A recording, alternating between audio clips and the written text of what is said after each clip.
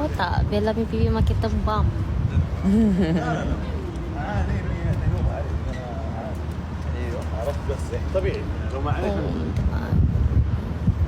Sekarang dekat sana dah pukul 11 kan. 11-12 minit. Apa kat komen tu? Tengok. Kan nanti kalau cakap temu macam kenapa? Siapa? Kenapa? Siapa? Mengapa? Okey lah tu. Korang buat apa? Ya Allah guys, ini cantik sangat. Rasa macam tengok tengok.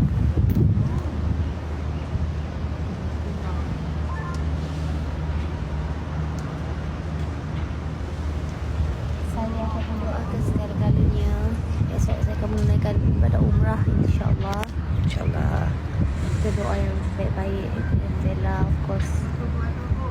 Nak doa banyak sangat benda. Tak lama lagi kita nak masuk bulan April dah, nak raya.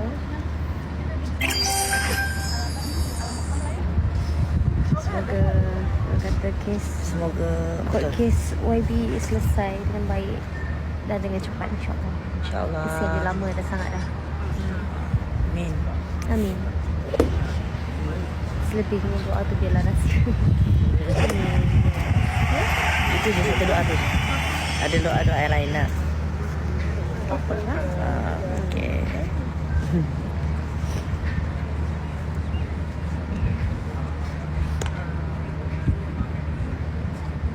Agensi mana? Dengan Saudi Arabia.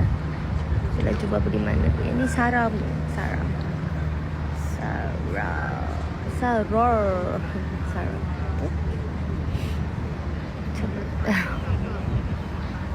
Tak ada malam. Adik, jom kita. Marilah kita. Marilah.